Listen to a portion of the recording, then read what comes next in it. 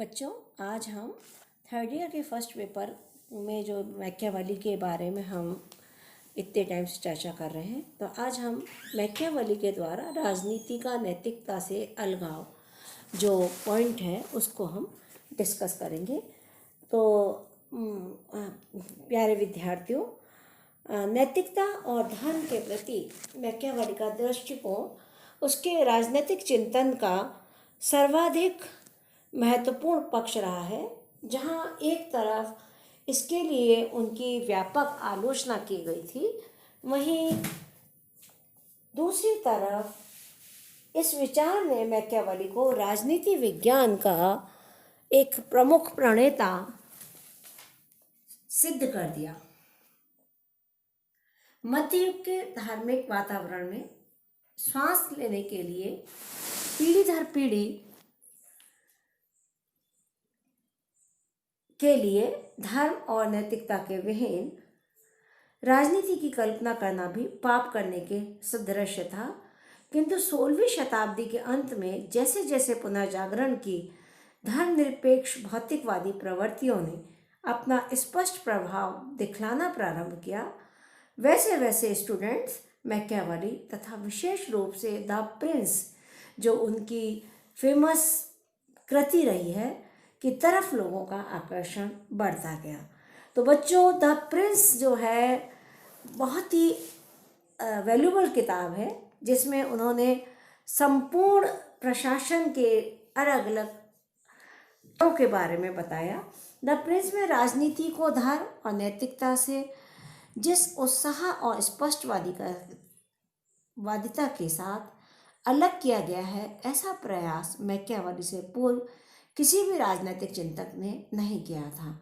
इस दृष्टिकोण से अरस्तु के क्रांति संबंधी विचारों का उल्लेख अवश्य किया जा सकता है कि जहां उन्होंने राज्यों यानी संविधानों की अच्छाई या बुराई की चिंता किए बगैर उनकी स्थिरता व सुरक्षा के उपाय बताए थे, वह जिस तन्मयता से अपनी पसंदीदा संविधान पॉलिटी की सुरक्षा का उपाय खोजते हैं, उसी लगन से निरंकुश तंत्र को भी क्रांति से संरक्षित रखने का साधन प्रस्तुत करते हैं। फिर भी यूनानी राजनीतिक दर्शन के संदर्भ में अरस्तु के क्रांति संबंधी विचारों में नैतिकता के प्रति जो उदासीनता दृष्टिगत होती है, उसे एक अपवाद ही मानना चाहिए, क्योंकि सामान्य रूप से प्लेटो और अरस्तु दोनों के चिंतन में नैतिकता का महत्वपूर्ण स्थान है। सीमित स्तर पर भी सही, लेकिन राजनीति व नैतिकता का जो अलगाव अरस्तु की पॉलिटिक्स से शुरू हुआ, वह मध्य युग की ईसाई नैतिकता के सर्वव्यापी प्रभाव में दब गया। 14वीं शताब्दी में मार्सिलियो ऑफ पैडुआ की रचना में यह प्रवृत्ति पुनः प्रस्फुटित होती है। मार्सिलियो ने चर्च और राज्य के क्षेत्र को अलग किया और उसने इस बात पर बल दिया कि सांसारिक मामलों में भी चर्च समाज की अन्य संस्थाओं के समान राज्य के अधीन है तथा राज्य के धर्मनिरपेक्ष कानून पोप और बिशपों पर वैसे ही लागू होते हैं जैसे सामान्य नागरिकों पर। तो बच्चों, ये जो ईसाई नैतिकता का जो धर्म और राजनीति से जुड़ाव रहा है, वह निरंतर चर्च को एक संरक्षित जगह मान करके उसमें अपना विशेष योगदान देने के लिए अग्रसर रहते हैं। कई विचारकों ने पोप के प्रति समान घृणा और दोनों ही पोप को इटली की दुर्दशा का भी कई मुख्य कारण मानते थे। फिर भी मैकियावेली की जो धर्मनिरपेक्षता मार्सिलियो की धर्मनिरपेक्षता से बहुत आगे है, जिसको प्रोफेसर सेबाइन ने बहुत अच्छी तरह से समझाने का प्रयास किया है। मार्सिलियो ने ईसाई नैतिकता को पारलौकिक बताते हुए विवेक की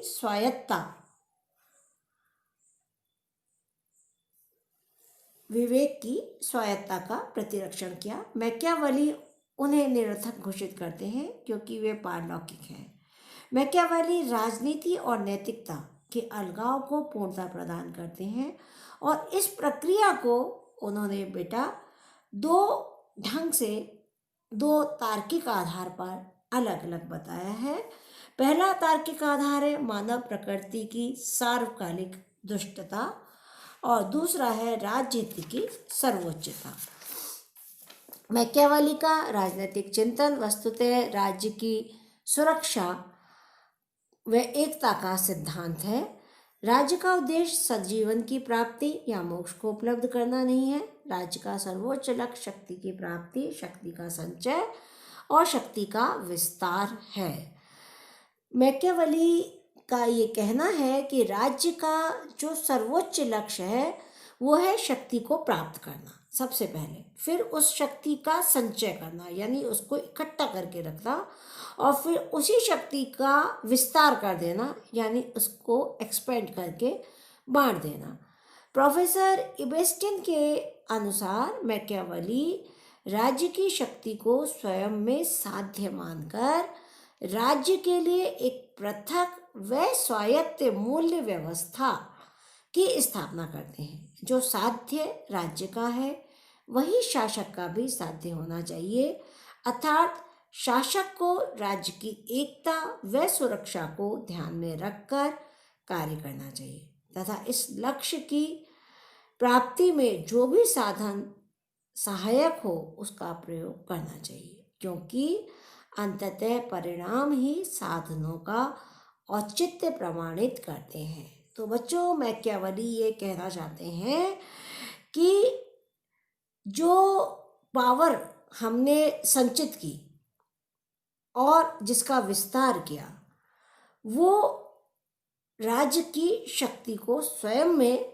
मतलब व्यक्ति के अंदर साध्य मानकर राज्य के लिए एक अलग व्यवस्था करना चाहते हैं। और उन्हीं के शब्दों में यहाँ हम बताना चाहेंगे कि व्यक्तियों के क्रियाकलापों में और विशेष रूप से शासक के कार्यों में जिनके विरुद्ध कहीं अपील की नहीं की जा सकती है, तब साध्य ही साधन को न्याय संगत ठहराते हैं।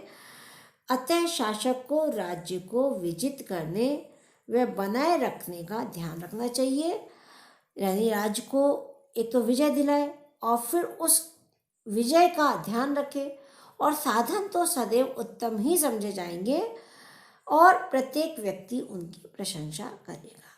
तो बच्चों, मैकियावेली जो टोटली कहना चाहते हैं वो ये कहने चाहते हैं कि जो शक्ति हमने प्राप्त की और जिसको हमने संचित किया और संचित करके हमने उसके विस्तार के साथ साथ राज्य का विस्तार किया, राज्य के क्रियाकलाप उसमें नजर आए, शासक को हमने वो सारी शक्तियां सौंप करके शासन करने के लिए और शासन को भी यानी अपने राज्य को भी विजय प्राप्त करने के लिए विशेष रूप से अग्रसर किया।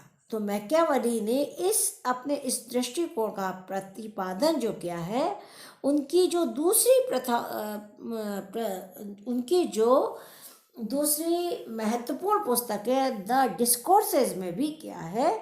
शासन का स्वरूप चाहे राजतंत्रात्मक हो, उनका कहना है, या गणतंत्रात्मक हो, प्रत्येक शासन के समक्ष हर शासन के अंदर राज्य का जीवन, लाइफ ऑफ द स्टेट खतरे में हो, तब उन्हें धर्म और नैतिकता के परंपरागत मापदंडों की चिंता न करके राज्य की सुरक्षा की चिंता करनी चाहिए। उनका कहने का मतलब है शासन किसी भी स्वरूप में हो और अगर थोड़ा बहुत भी राज्य का जीवन खतरे में नजर आए तो उन्हें धर्म और नैतिकता के आधार पर ही राज्य की सुरक्षा करनी चाहिए, उसके लिए उन्हें चिंतित नहीं होना चाहिए। डिस्कोर्सेज में वे लिखते हैं कि जब राज्य की सुरक्षा संकट में हो तो इस बात का कोई विचार नहीं करना चाहिए कि क्या न्यायपूर्ण है और क्या अन्यायपूर्ण है। तो कहने का मतलब है बच्चों कि राज्य की सुरक्षा, राज्य की विजय प्राप्ति और राज्य का संरक्षण ही महत्वपूर्ण माना जाता है। उसके लिए उपाय हमें कुछ भी करना पड़े, चाहे वो न्यायपूर्ण हो, चाहे अन्यायपूर्ण हो, चाहे दयालुतापूर्ण हो, चाहे क्रूरतापूर्ण हो, या गौरवपूर्ण हो या लज्जापूर्ण हो। इसके विपरीत राज्य के जीवन व स्वतंत्रता को सुरक्षित रखने के वाले आचरण को छोड़कर प्रत्येक वस्तु का निश्चित रूप से असम्मान किया जाएगा। अतः जब राज्य का अस्तित्व संकट में हो तब राजतंत्र और गणतंत्र दोनों को ही जीवित रखने के लिए विश्वासघात और अकृतज्ञता का प्रदर्शन भी करना पड़ सकता है। मैकियावेली अपने विचार के समर्थन में इतिहास से उदाहरण भी पेश करते हैं और इस संदर्भ में विशेष रूप से वे पोप अलेक्जेंडर षष्ठ और उसके पुत्र सीजर बोर्जिया का उदाहरण देते हैं। क्या शासक को अपने दिए गए वचनों पर सदैव दृढ़ रहना चाहिए? तो मैकियावेली ये कहते हैं कि नहीं, क्योंकि प्रत्येक व्यक्ति यह जानता है कि शासक के लिए अपने वचन का पालन करना, ईमानदारी से रहना और चालाकी न करना कितना प्रशंसनीय है। फिर भी हमारे समय का अनुभव यह बताता है कि शासकों को अपने वचन का किंचित भी सम्मान नहीं किया, बल्कि जो चालाकी से दूसरों के मस्तिष्क को भ्रमित करने में समर्थ हुए, उन्होंने महान कार्य किए और अंततः उन लोगों से अधिक सफल हुए जिन्होंने ईमानदारी को अपने आचरण का आधार बनाया। आज के व्याख्यान में इतना ही।